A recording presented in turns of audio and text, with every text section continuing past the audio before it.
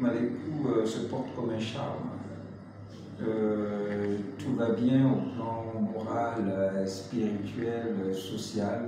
C'est vrai, il y a des difficultés, des contingences quotidiennes qui sont là, mais qui ne sont pas d'une gravité au point de compromettre mon équilibre. Depuis quelques jours, l'actualité en fait la une sur votre déclaration à la candidature de l'élection 2025. Mais cet après-midi, vous vous êtes allié à un candidat consensuel. De quoi était-il question? Bien. Il s'est agi des consultations qui ont été ouvertes par plusieurs facilitateurs en vue de voir dans quelle mesure les forces du changement puissent faire bloc en vue d'une candidature unique. Il faut dire, ce n'est pas toujours facile de fondre son ambition politique dans celle d'un autre, mais après plusieurs consultations avec les Gabonais de la diaspora et ceux de l'intérieur, j'ai accepté de participer à cette dynamique visant à porter un candidat. Naturellement, on a voulu le faire après la phase de dépôt de candidature, pour permettre à chacun de vendre son ambition politique, c'est-à-dire son offre politique auprès du peuple gabonais. Mais on a constaté que le groupe que nous constituons n'était pas formé des milliardaires dont la plupart ont siphonné les caisses de l'État.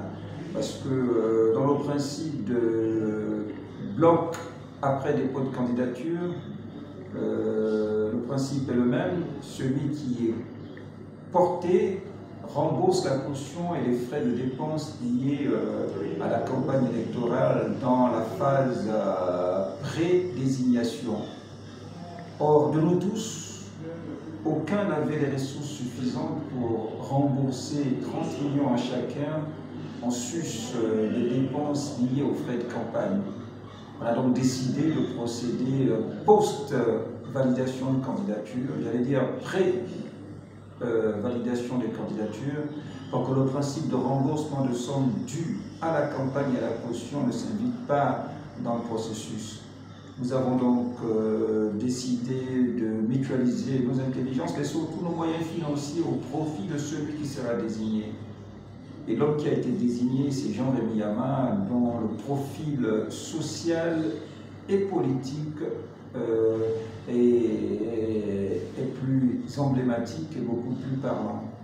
Donc c'est un choix que je ne regrette pas, même si je l'ai fait avec des pincements, c'est pas toujours facile de se passer au profit de l'autre.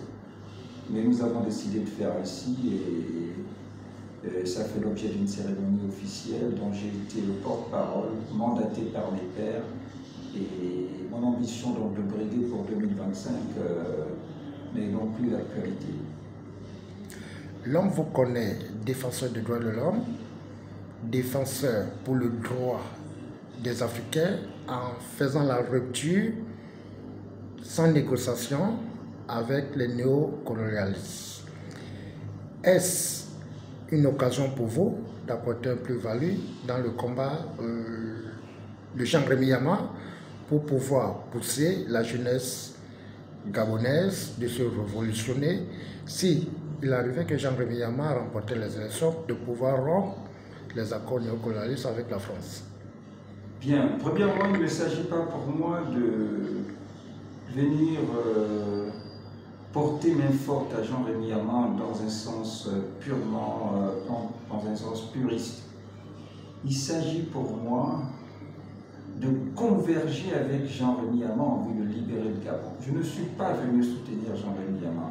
Je suis venu soutenir l'idée de la libération du Gabon, de deux principaux goulots d'étranglement, la France-Afrique, le système Bongo-PDGC TRI.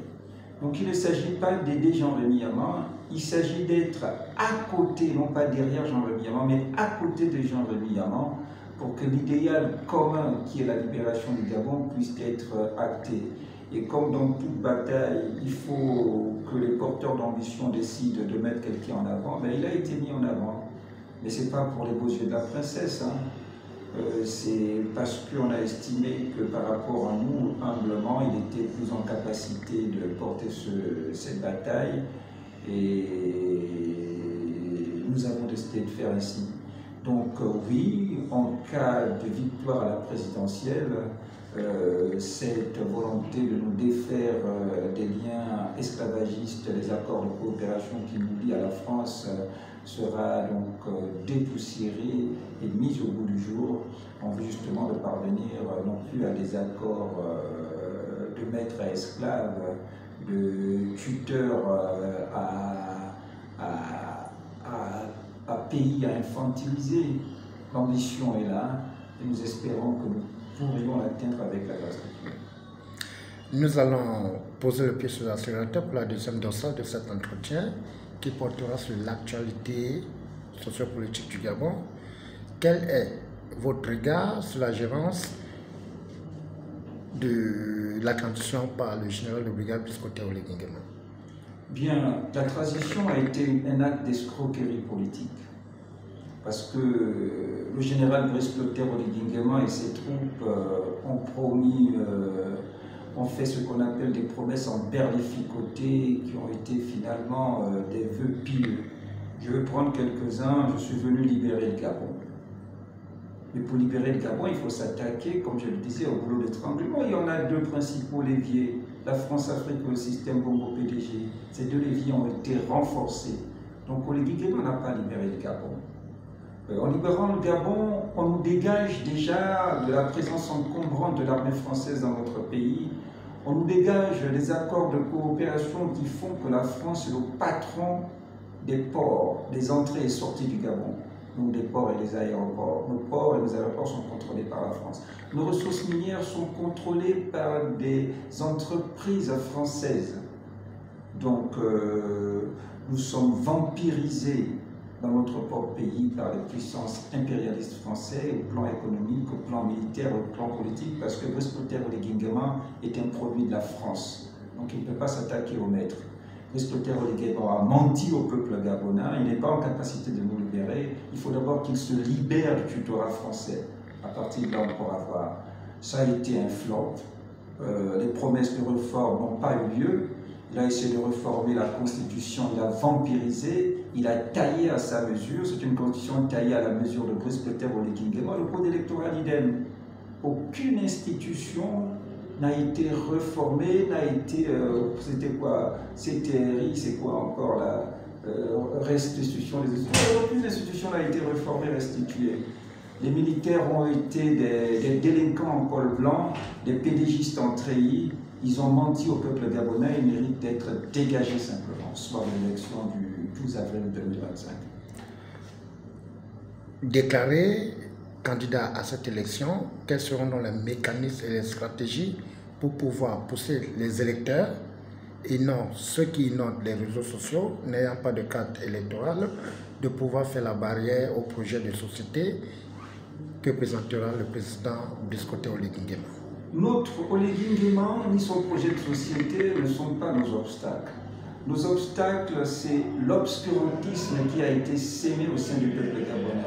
Donc il s'agit pour nous de lutter contre cet obscurantisme en pointant du doigt ce que j'ai qualifié de goulot d'étranglement. Tant qu'on ne se sera pas débarrassé des goulots d'étranglement qui s'appellent la France-Afrique ou le système Bongo-PDG, nous ne pourrions jamais avoir une indépendance politique, une indépendance militaire, une indépendance économique. Donc nous ne pouvons pas conjuguer le verbe prospérer et partage équitable des richesses nationales. Il n'y a pas de programme particulier. Le programme, c'est libérons-nous de ces plans au développement du Gabon, de ces plans à la capacité des Gabonais de disposer de leurs richesses et de disposer de leur pays. Donc il n'y a pas un discours que le discours de la libération en indexant les bourreaux de nos libertés militaires, politiques et économiques qui s'appelle la France-Afrique, le système européen. Il n'y a pas un autre discours, il n'y a pas d'autre projet de société. C'est après s'être débarrassé de ça que l'on peut conjuguer le verbe développement social, économique, prospérité. Parce que si on se libère, la France mourra, puisqu'elle ne pourra plus siphonner nos richesses, elle ne pourra plus vampiriser nos politiques, elle ne pourra plus disposer de notre sol à volonté. Donc l'objectif, c'est de nous libérer de ça, et après ça, on pourra parler de prospérité. Avant 100 ans que les Oléguinguémans, qui sont le prolongement des Bongo père et fils, sont là, on ne parviendra pas. On a eu le père, on a eu le fils, on a eu le neveu. Au nom du père, du fils et du neveu, on ne peut pas continuer comme ça.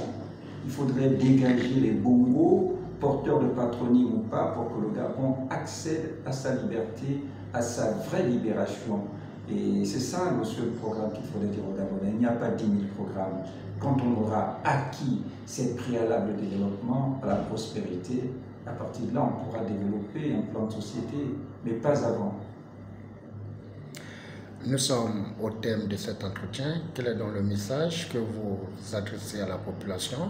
Et un mot d'ordre peut-être à adhérer dans votre coalition? Non, l'objectif, ce n'est pas d'adhérer à une coalition. L'objectif, ce n'est pas d'être derrière un individu. L'objectif, c'est de prendre conscience que le Gabon doit se libérer. Nous devions nous dégager de la France-Afrique et de ses valets.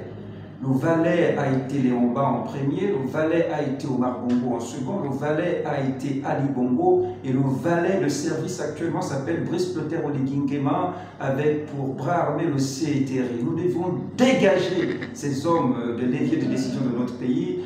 Les populations doivent apporter un vote sanction à Oléguinguéma et à tous les membres du système Bongo PDG qui se libéreront. Et j'appelle le peuple à voter pour Jean-Rémy Yama, pour acter cette libération du Gabon. Ce n'est qu'à ce prix que nous pourrions disposer de notre pays, disposer des richesses dont regorge notre pays, disposer de notre liberté politique, chasser l'armée française et rendre le Gabon au Gabonais. Merci, Président. Merci beaucoup.